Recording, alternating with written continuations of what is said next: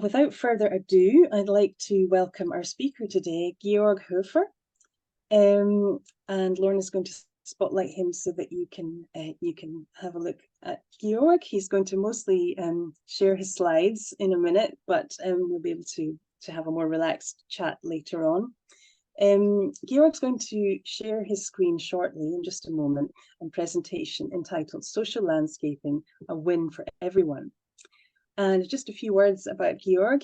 He's the founder of a landscaping company, Hofer Kraftort, in southern, apologies for my pronunciation for the Germans among us, in southern Bavaria in Germany. He also founded an NGO called Social Landscaping EV about 6 years ago. And every year, Georg and the team and some additional landscapers and people with the necessary skills go off to a new place in the world, a developing country, to do a project there to help local people with their struggles, whatever they may be. He's 38 years old and father of 4 kids. He has a master's degree in landscaping and employs around 13 people. Georg's company's customers are all private customers, and they build very high quality landscape and gardens for them. So I'd like to pass you over now to Georg, who's going to share his screen and his presentation. Georg, over to you. Hello, everyone. Nice to see you. I heard we have an international crowd here. That's very nice. And I will show you in just a second. I will guide you through 3 of our projects we did in the last few years. And I think we start with a video. It's a little trailer of a documentary that was filmed in Colombia, South America last year. And because it's all in German and Spanish, there won't be any sound, but I will be the sound. I'll just tell you what you can see in there and what we do. And I think after that, you have a better idea what social landscaping is all about. And yeah, and then after that, I will walk you or guide you through the other projects in South Africa and in Kenya. And if you have any questions, you can ask anytime or lift up your hand. And I'm happy to stop and answer your questions. All right, let's go.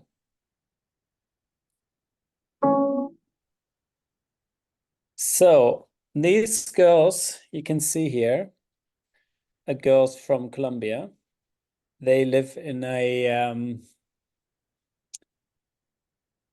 home for young girls and young women from 7 to 17. They're taken away from their families because there have been lots of problems. Abuse, drug abuse, sexual abuse, everything you can think about.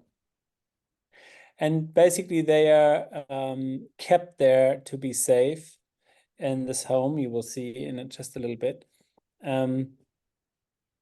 Yeah, to protect them from their families mostly.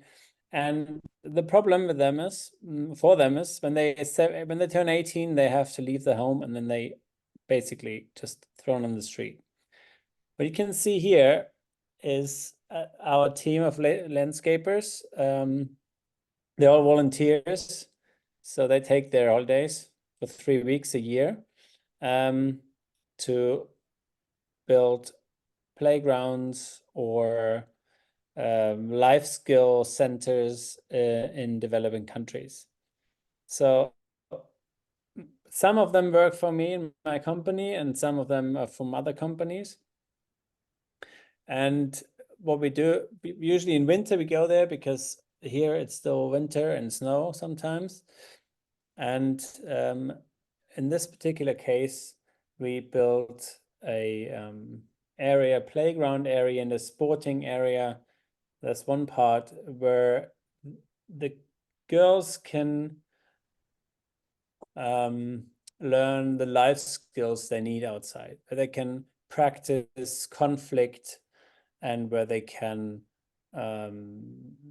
learn things like respect and being reliable and not freaking out when something goes wrong. So you will soon see what exactly we built there. But basically, it's all about, finding your own borders, finding out what you're good at, having fun, forgetting the hardship of life for some time. Especially these girls, they don't have a lot to laugh. There's not a lot of privacy. There's always 6 to 8 girls in one room. They have no privacy at all. And what we built is also a few places where they can just chill out and be by themselves. And here you can see here they're helping us build they were painting for us and just had a great experience. So basically they live like it's like a prison for them. They protected, but nobody can get in, but they can't get out either. So they leave this place about 3 times a year to go swimming in a police station swimming pool thing where they're safe. So what we brought the world to them. Some of the girls are in there for 10 years and they hardly get out. And so this international group came in there and built them a world that, is fun and challenging. So social landscaping is the interesting thing is what we do for the girls there also happens in a different way in the group of people who go there. So we have conflicts, we have everybody's very involved and very keen on doing the best they can. And of this causes conflict sometimes because people want to give their best, and sometimes this is too much, or for others not enough. So basically, the journey there is always a journey to yourself, and this is the other big part of social landscaping, that we, of course, we go somewhere and help people. On the other hand, we also help ourselves and develop our own skills and personality.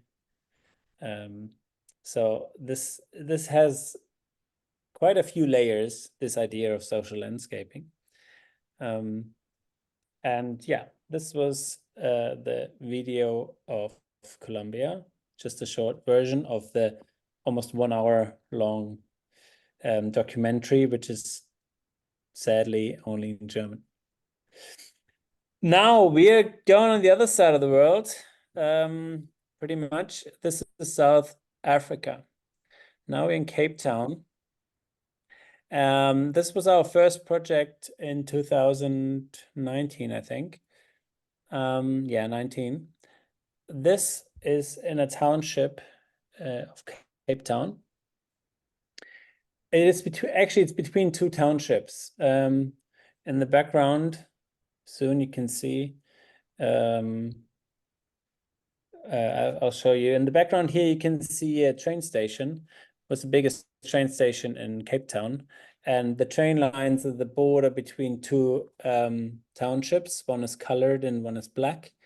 So in South Africa, I don't know if you know, racism is not only between white and black, but it's also between black and black and black and colored and white and and Asian and whatever. So here, these townships, in this train station is probably one of the most dangerous places in Cape Town, because this is where they meet. And we found an organization. It's also a German NGO. They do, you can see here, they built safe hubs. This is one of these safe hubs. So this is a soccer field, and also the building you can see here, the red building, is a community center where the youth come and after school and get education and do life skill programs through soccer or football. And what they were missing, the whole area is seen in the front here. So from the red building to the fence is what we built in our first project.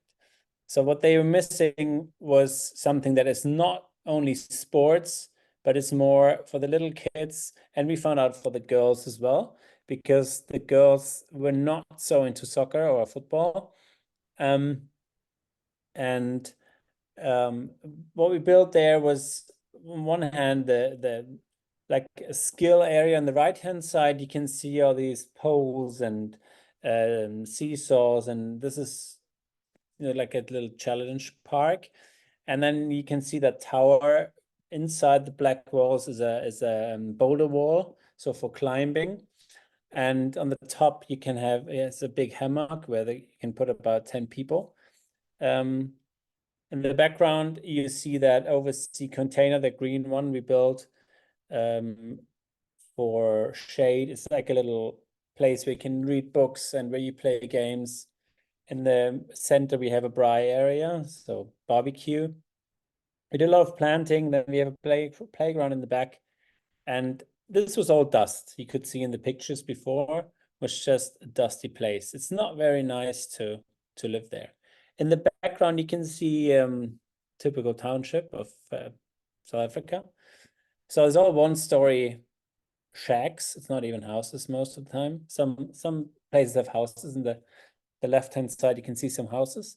But here, for example, a challenge for most kids was to climb up the ladder to that top area of that tower. It's about 4 meters high. For most kids, that was a big challenge because they have never been that high, except for in a real building. In schools, they come up this high, but usually they live just on the ground area. So, and then what they can do in this park here, they can train their life skills, as I said before, where, for example, there's a group of 10 kids or youth, and they have one challenge. For example, they have to carry someone from one place to another, but they can not use their hands, for example. Or they can use that climbing wall for something like someone is blindfolded and they have to guide them through this, and this person can only touch let's say green parts of that tower, but they're not allowed to speak to that person. So this triggers conflict because they don't know, you have to find someone who decides what to do first. Then what happens if something goes wrong? And then, yeah, you can imagine what happens. And then basically there are not teachers, but yeah, similar to teachers. They take this conflict with the group, and then they talk about it and find out how they could solve it, and that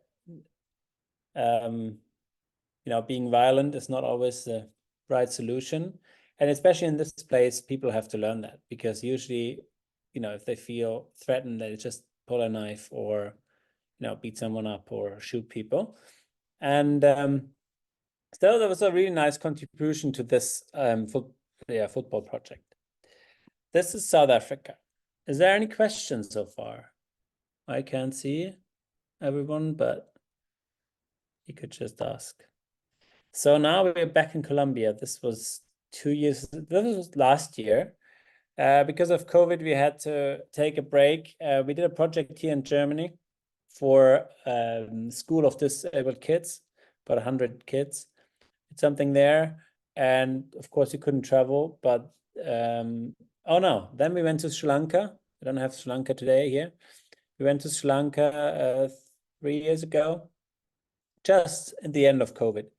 And we built something similar for a,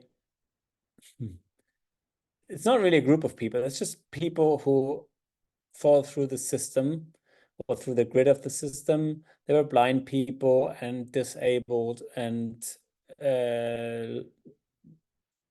abandoned people. But now we are back in Colombia.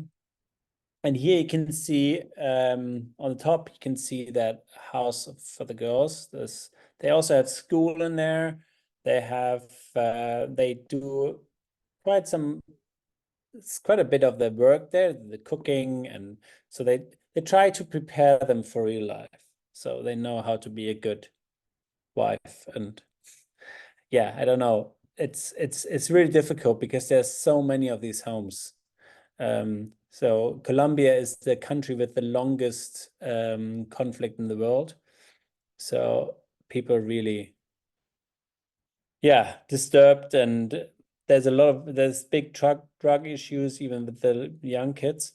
So here they are, and here you can see how things work in a different part of the world. Basically, our challenge is we come somewhere, in some cases we have never been to that country. About 5 to 15 people in one social landscaping group, 15 volunteers, or 5 to 15. And we can organize some things before, but most things are just surprises, because when you come from Germany, we have everything we need, every tool, every material, everything we can just get whenever we want it, wherever we want it. And there you come to countries where they don't have screws, or they don't have, I don't know, just things we always think they are always there everywhere in the world. And this is the interesting part of going to developing countries, because most of the volunteers have never been to countries like that. They've been to Austria, or maybe to the UK or to Sweden, but not to like countries that are so different.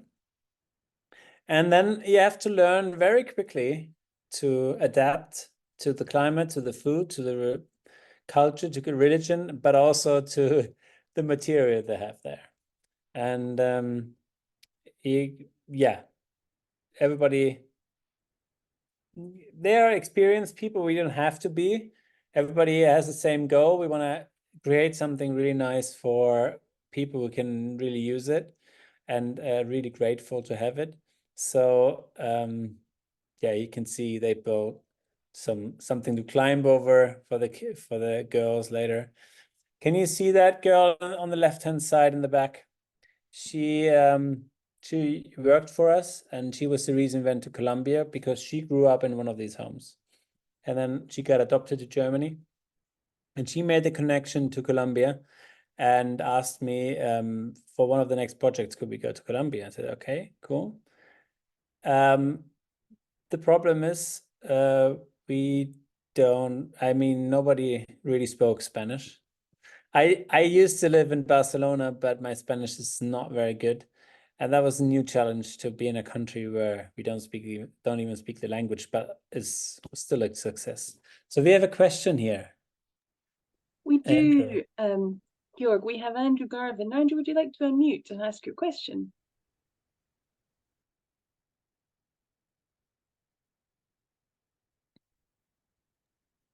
I can't hear you yet.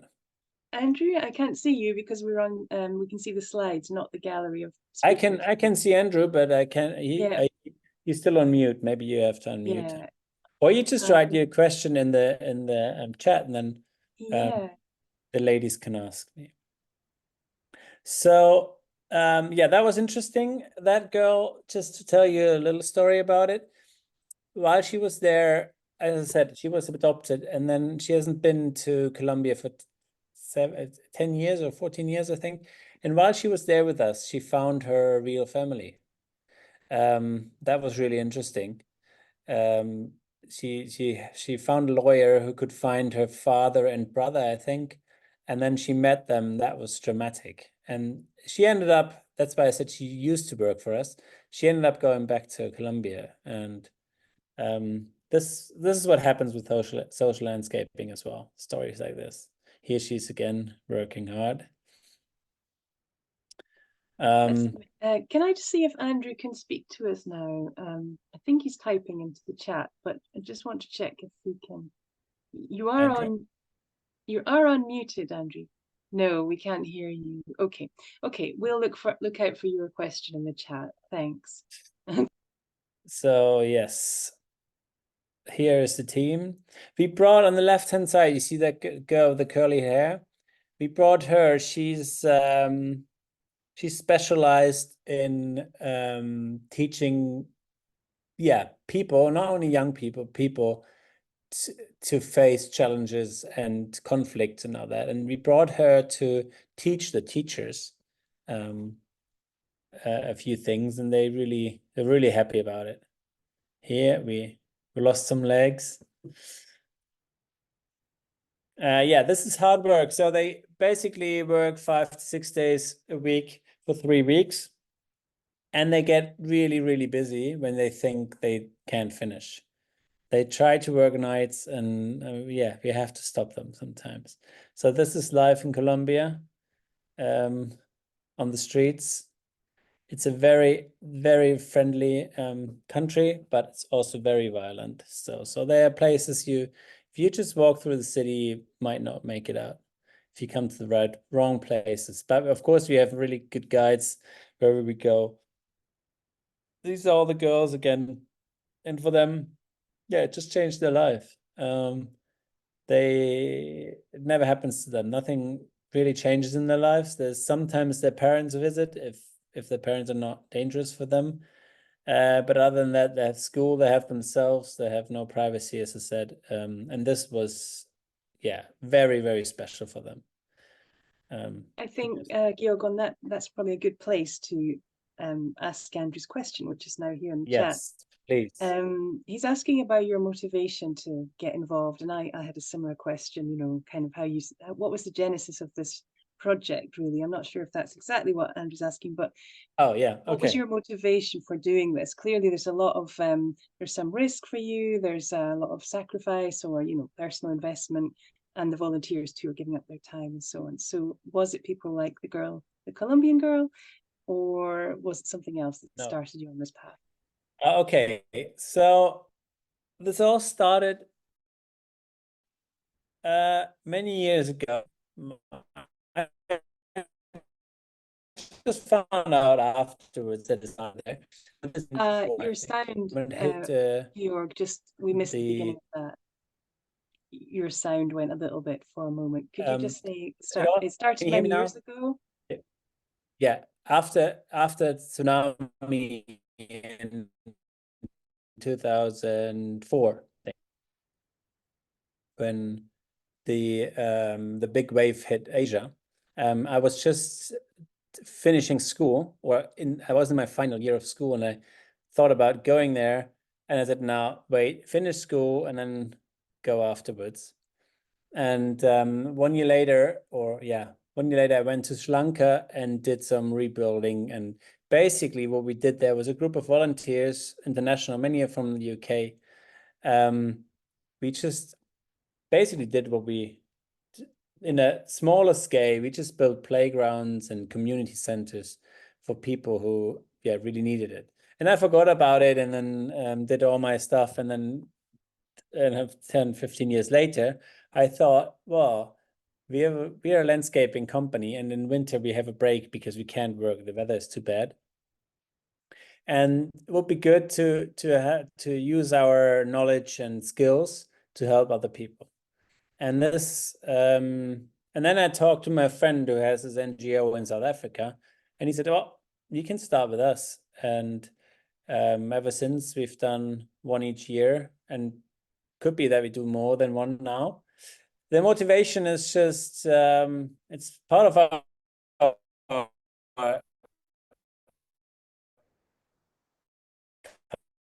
we lost your sound again.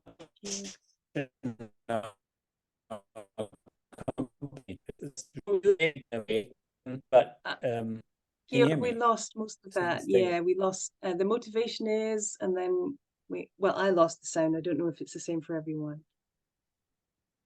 Um, well, this motivation, it's just part of our culture in our company.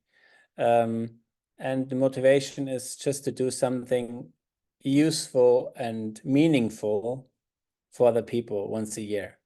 We do good things as landscapers, of course. We plant a lot of plants and make people happy with nice gardens, but this is something completely different. So this is our motivation, and people really take energy out of this for the rest of the year.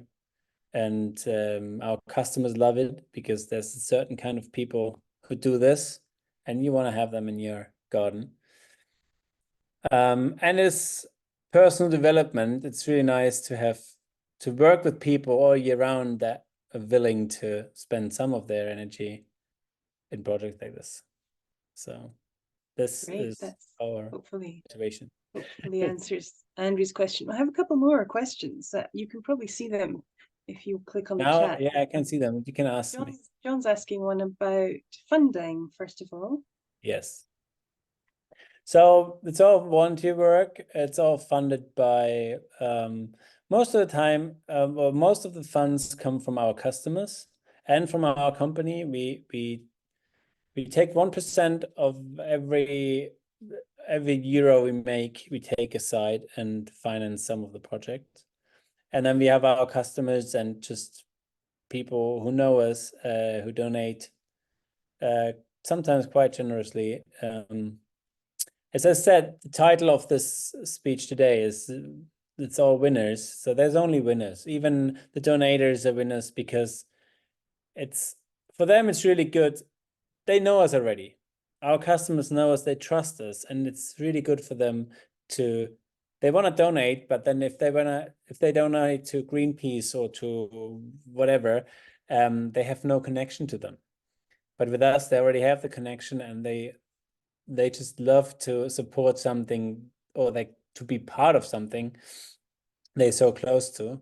So yeah, it's all donations, and whoever takes part doesn't pay anything. So they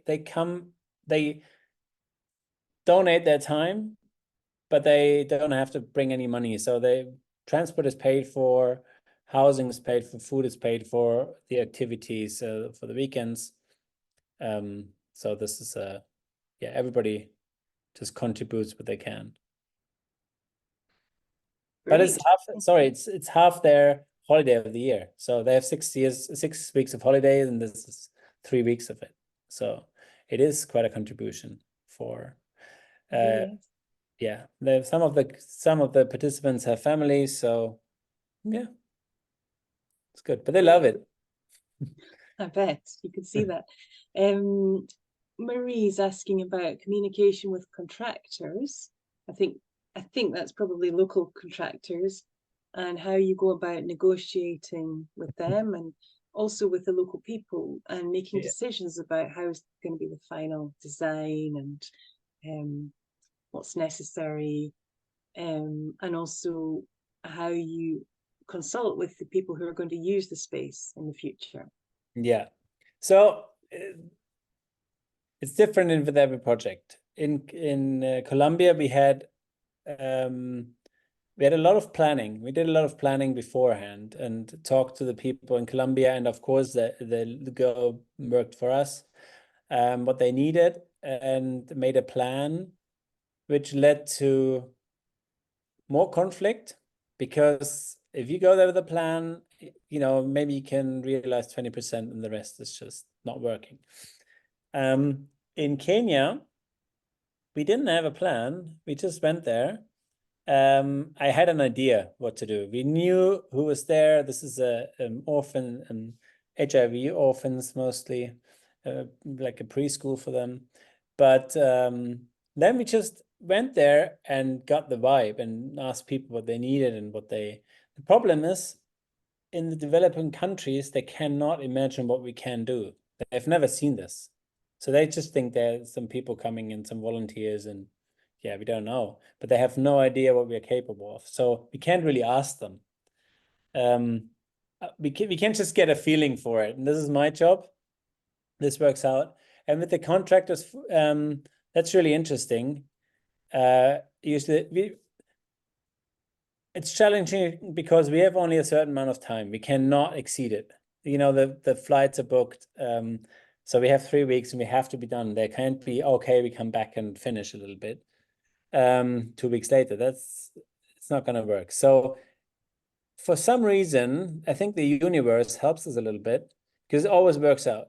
And usually we're faster than we think. And when we tell people what we want to do, they think it's impossible. You're not gonna make it. In the end, we usually do some more because we are faster. And everybody gets kind of sucked into this energy. So we get people to help us. You think if you go to Africa, of course, it's a stereotype, but do you think everything takes longer and they're not well organized? At least that's what some people think here.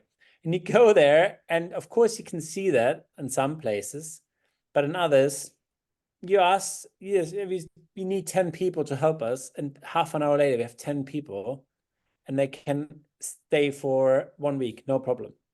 It would never happen at home. Or material. They're just very innovative, and they kind of get sucked in and want to make this happen, want to make this successful. So all these are very good experiences, and we just talk to them, and we kind of do it low key. We're not the contracts. We don't make contracts. We just talk to them, and they deliver what we need, and then we pay them in cash, and they love it. This is, for many of them, it's a once in a lifetime experience to work with very skilled people from the holy country. Yeah, I mean, for them, we're little gods because where we come from, the money grows on trees and everything is perfect. This is what they think.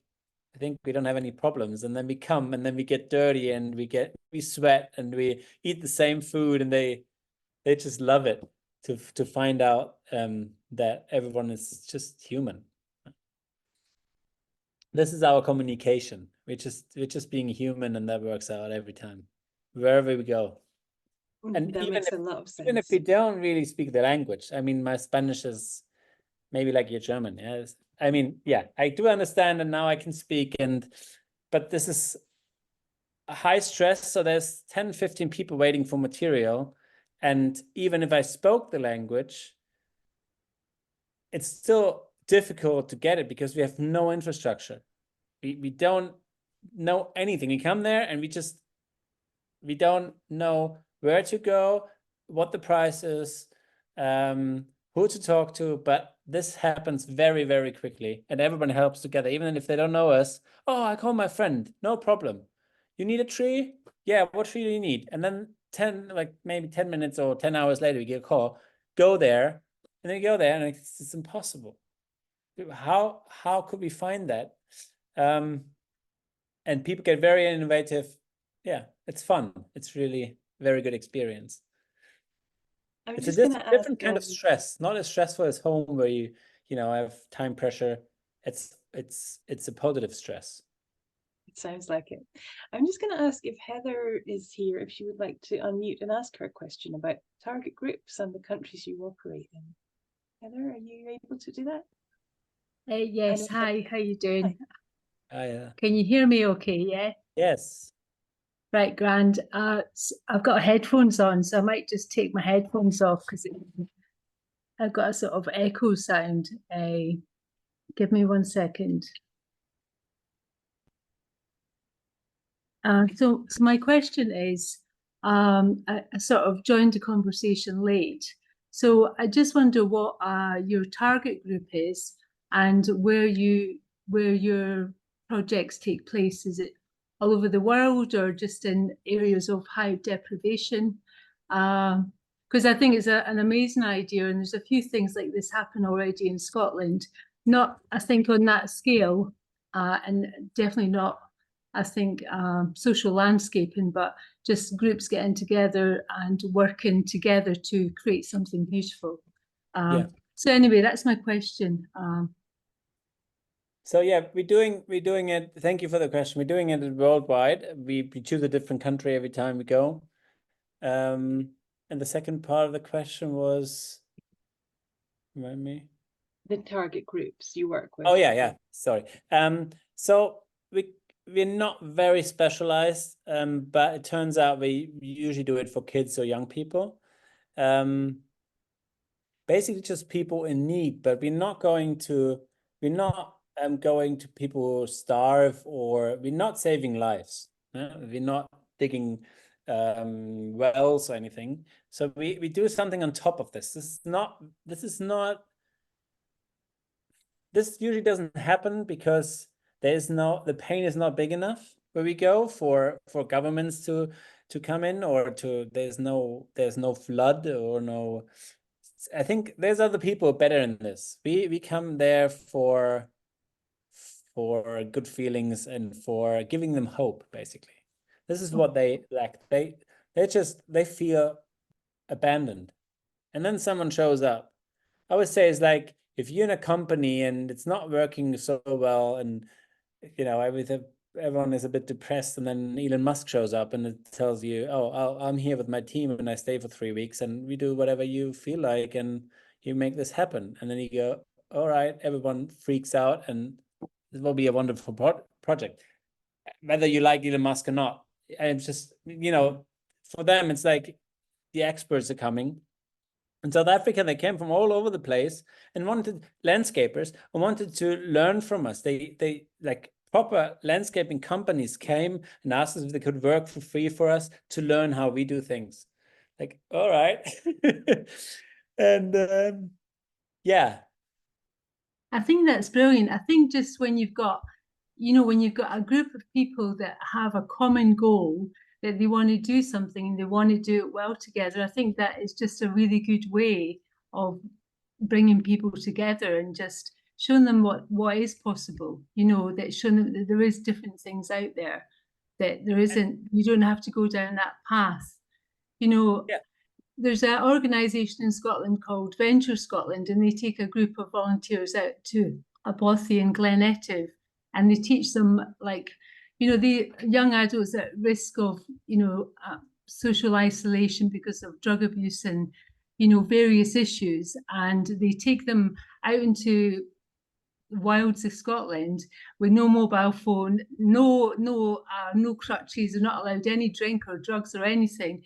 And then they get them to do lots of things like build hofts and plant trees, and they come away from that experience and it just makes them feel better about themselves, and they take that back to their communities in Glasgow. And and it's just an amazing thing. And I think it's great that you're doing these sorts of things all over the world, and everybody can benefit from it.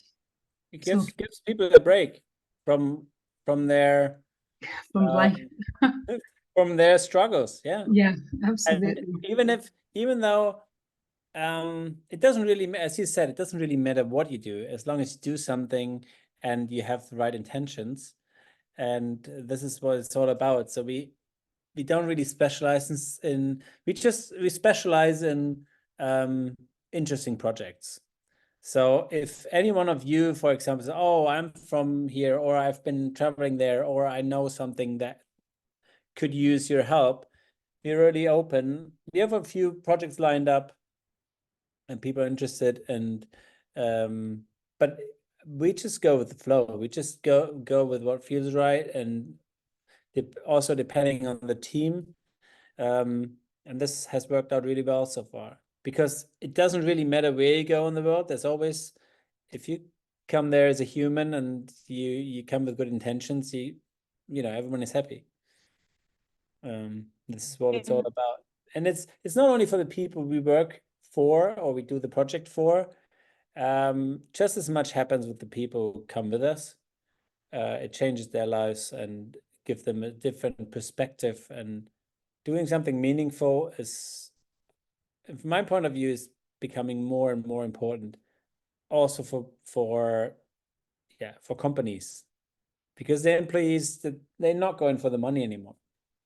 Especially young people, they want to contribute something in the world and make a difference, and understand that we have to change it. Nobody else will do it for us. Yeah, this is all included in social landscaping. So here's the team in Colombia. That's really good to hear that. There is a lot going on there, Georg. It's a lot of thought-provoking stuff in your answers, as much as in the photos. I just wonder, we've got a few more questions, and I would like to keep a balance between hearing from people and being able to see, because I know there's more to tell about Kenya and so on. But Satish has posted a question, and I think if he was able to unmute, I think it'd be nice if he could voice that, because I think he's not in Europe. Am I right, Satish? Because I think I know you on LinkedIn. Yeah, can you hear me? Yes, we can. Yeah, George, hi, nice to meet you. Hi. Glad to see you here. Hi. Yeah, I was just asking, like, you're doing a social landscaping. So what kind of plants like you're using for like giving to the girls or like giving to the peoples or the kids? Like which kind of plants they are mostly interested? Did I understand right? Plants, so trees and scrubs and that? Was that your question? What we're Okay. using? That is the question in the chat, is what kind of plants do you concentrate on in social landscaping? And there's a second question, but let's hear your answer to the first one. So that depends where we are. We always use local plants. We try to, of course, plant some fruit trees and some, bring some beauty, color, and smell. And we try to get hands on big plants. That's mostly the problem, because in developing countries, they only usually when we go in these countries, it's always nice and warm and everything grows so fast. People only plant little, really small plants because they don't have money, but they have time. But it's hard for us sometimes to get big plants because they just don't have the means of transport and they don't even have the use for them. We try that. And yeah, it's interesting for our landscapers to explore the plants of the world and know all the botanical names from home. In these countries, the plants we have in our homes inside the house, they grow there free and they freak out like, oh, I've never seen that big a monster or whatever. That's fun. So we take whatever we can get locally. Thanks. And Satish, would you like to ask your follow-up question? Yeah, the second question I was asking, like, how was the engagement of the girls like with the plants actually? Like every girls are interested in doing the planting or like they show some changes or something like that. In Colombia? Is everyone is interested?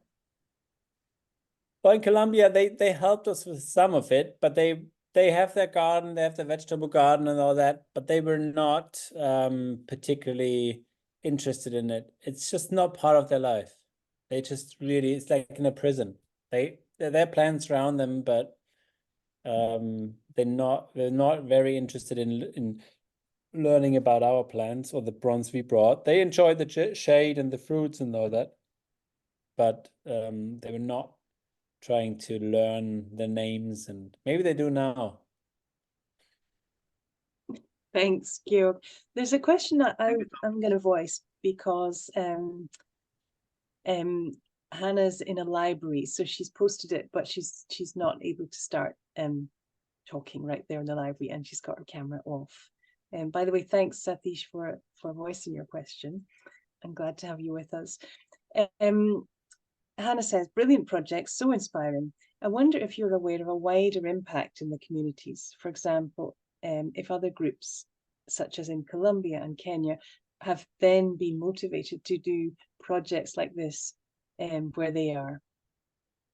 Thank you. Well, I think, thank you for the question. It's a very good question. Where we come, usually people struggle with their lives. So they basically, for example, in Kenya, I can go to Kenya. Now this is a finished project here in Kenya. These kids, for example, they don't have any parents anymore. They're orphans. So people around there Okay, I'll tell you a little story. We invited everyone involved to the finishing party here, opening party, and to get there where we live from the next town, it would cost you about 20 euros. And quite a few people could only come because we sponsored this trip. This is how little money they have. So they're so busy with surviving that they have a hard time to contribute to like organize a project like this. They just don't have the means. So, but what happens is that they get inspired, and they think, okay, when people come such a long way to help us, maybe we can, we're not. There's always poorer people and always people who need more help, and I think they think about it. We could be role models for them, and we give them hope that they're not forgotten. I think this is one very strong feeling, that they think the world has forgotten them. And clearly it's not the case, because we found them from the other side of the world. So I don't think that a lot of them will start their own projects in social landscaping, but maybe other projects. And yeah, but we invite them to join, and we pay people there to be part of the project, so they don't have to suffer more because they help us. And it's a great time for them.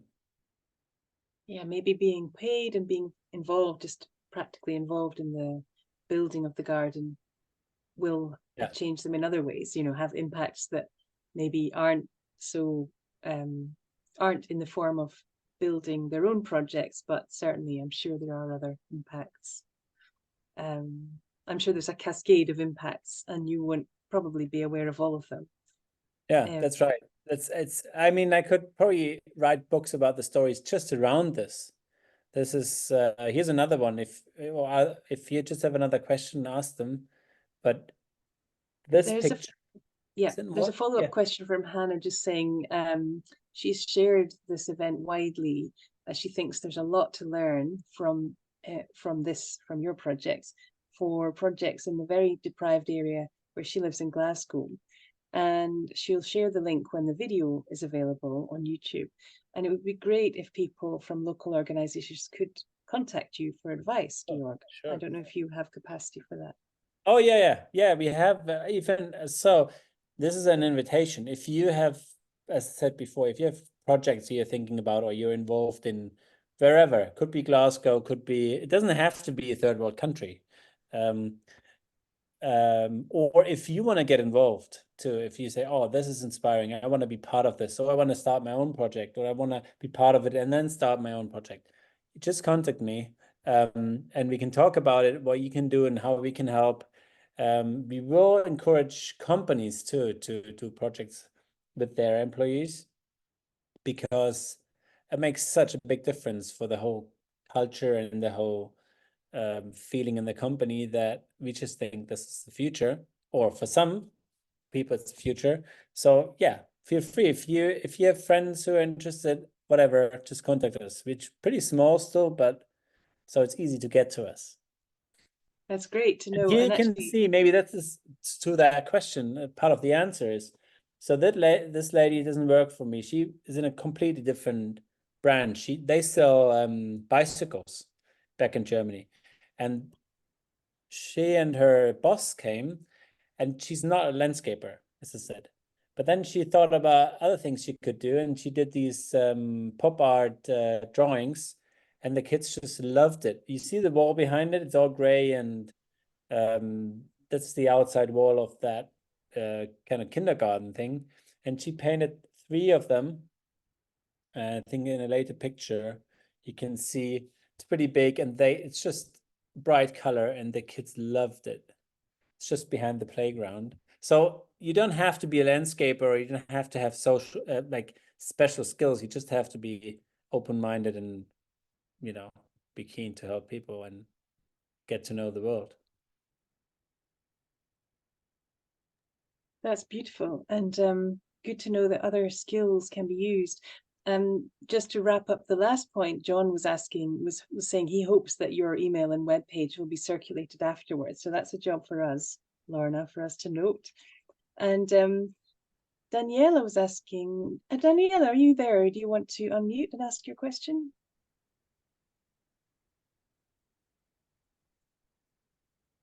I'm not sure if Daniela is able to speak. Okay, perhaps I'll just voice your... Evening. Oh, you were there. Great. Yes, I managed, hopefully. I was curious how it's decided which country or town you're actually going to, because there is so many places which actually need help. Yeah, we're not getting so this doesn't get in our way, because we know we're only making a very small impact compared to the problems in the world. But basically, I just follow my instincts and talk to people and have events like this, and then someone calls or writes an email and they have this amazing project in Tanzania or in, I don't know, China. Are you interested? And then, we talk about it and see how we can help, and then we go there, or we go somewhere else. Yeah, we have now. There probably will be a project in Iraq, which is very interesting, but not the right thing for everyone. Some people, yeah, especially the women and that are involved, maybe curious, but also a bit scared. And yeah, but then it doesn't have to be, yeah, as you said, it doesn't matter where you go. There's always something you can do, and it's decided by, yeah, instinct. We don't have any, I don't know, any rules. There's a few things. We want to have an organization that is involved with the project already, because then we have a bit of infrastructure, and once we leave, so we cannot take care of the project once we left. We need someone there who takes care of it and makes sure that it was worth our while. And but the good thing is, it doesn't matter so much if the project is still there in 10 years' time, because what happens in these three weeks is the real idea of social landscaping. So it's what happens between the people. This impact, nobody can take it away. So the wood here, you can rot away and people can steal it and can get burned, whatever. But what happens between the people, the experience will always be there. Yeah. So this is what I focus on. And it's nice that we have that we build something and they have something to play with or use. It's not only playgrounds. In this case was a 11-meter high tower. Here you can see Matthias on the tower. It's a 3-story tower where you can look over the country and have a new experience and meet up. It's like a classroom. And you see everyone has fun. It's not just for the picture. They work very hard, but there's a lot of smiling, and as you can see. Is there any more questions? Yes, we have we have a comment first from Hannah, and then we have Andreas, so I'm going to invite him to speak in a moment. Hannah is the girl in the library, so she can't speak for herself, but she's written, "Thank you, Georg, your support is very much appreciated. Your approach in doing things with instead of to people is just the rare role model, good practice of its kind. I'm sure, as you said, that people care enough to come for another continent. In addition to your approach, that whole approach fosters agency for individuals and groups and will certainly have impacts on lives and communities. Thanks to everyone for this fabulous workshop." Shucks, Trellis is awesome. Thank you, Anna. That's lovely. Andreas, would you like to voice your question, please? Yes, hello. Hi, Georg. We haven't met yet, so Greetings from Germany. And I raised my hand because Georg was asked how the projects came to him. And then he mentioned Iraq. And that's something what we have as an idea. And yes, how did we came to social landscaping? When we heard about them, we really liked the combination of his idea to doing something good and the combination with gardens. And that was for us very special because we knew about this project in Iraq, and we knew that the garden especially is very important for them. And so we thought, oh, it could be good to come in contact to Georg or to Matthias. And so that could be a way to come in contact. So yes, just do it. Good. Yeah. You mentioned Matthias, so there's we're like a two-headed organization. Matthias is in London preparing for the Chelsea Flower Show at the moment. That's why he's not here. And he is pretty much involved too. And so, yeah, we work together most of the time. Thanks, Andreas. Good to have you with us. We look forward to hearing about the project in Iraq maybe next year if it comes to pass. Yeah, I think we should maybe now just let you run through the final slides and tell us a little bit more about Kenya, because we're already running out of time, and then right, we can sort of wrap up and thank everyone. So yeah, please. Just a few words about Kenya. So we're in the tower now, I think first floor. And in the background, you can see a permaculture garden, which is interesting for you maybe. So here, what happens, we have this kita, this kind of kindergarten for the orphans from 3 to 6. And then we also have a education center, more or less, for farmers, for small farmers of the area to learn permaculture. Because it's a big problem. They lost most of the knowledge of like original farming and use a lot of fertilizer and poison and all that they needed for their crops. And now they get taught how to, this is a food forest in the back. And this tower here with the benches, this is where they meet now. So they have a special place to meet where they have their classes, and then they can look at their crops and at their project from the top. Gives them a different perspective. And of course, here I'm, I think, at the very top now. You can look down, and this is new for them. They don't have drones. They don't have this perspective. And as we all know from the landing on the moon, where everyone changed their mind when they saw the planet from the top, we're not as high, but still, yeah, this is in between the kindergarten buildings. We may just make it nicer and greener.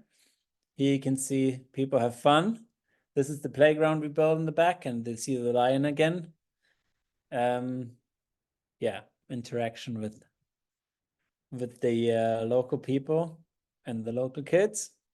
Built a little shop here. They loved it, the kids. I've never seen a phone with a string attached, and we found some old phone and put it in the shop, and they were, calling everyone all the time. So this is the last picture just to see. This is the whole team of NIOTA, of the organization in Kenya, and our team, and of course the kids.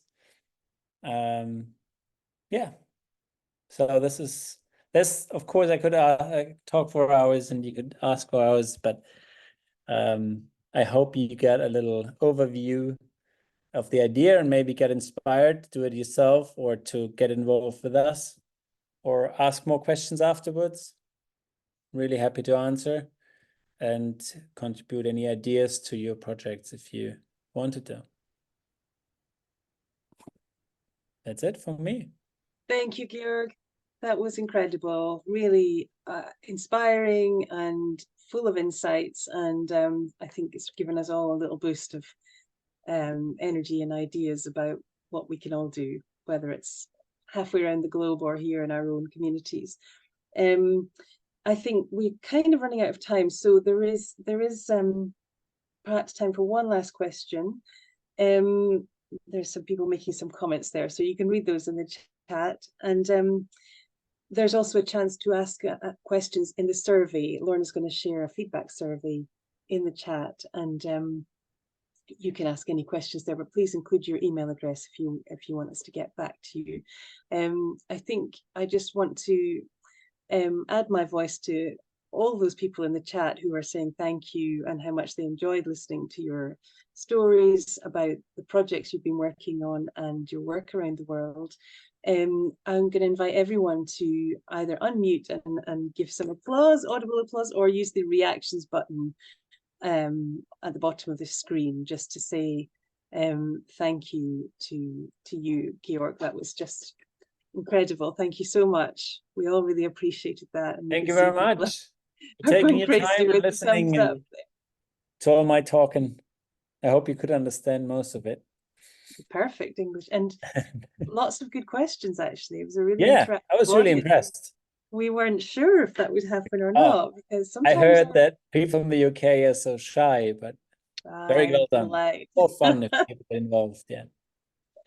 Yeah, so you really brightened up lots of people's evenings, and it was lovely to have such a global crowd here tonight for in the week of World Therapeutic Horticulture Day. So I just want to encourage everyone to take part in World Therapeutic Horticulture Day. That's on Saturday, and this week as well counts towards it. So anything that you're doing in this line of using gardening or landscaping and therapeutic horticulture to help people, to help themselves, please share it online. There's a bunch of hashtags and other resources that you can share with it on our webpage. Maybe Lorna can point us to that in the chat, but if not, it's easily found via our homepage. You can just click on there. So yeah, we're just trying to get better awareness and recognition. There we go, there's the link, for therapeutic horticulture around the world, and it really is a big global movement now. So please do take part if you're able to. And there's Satish wishing us all a happy Therapeutic Horticulture Day in advance. Thank you. So thanks everyone.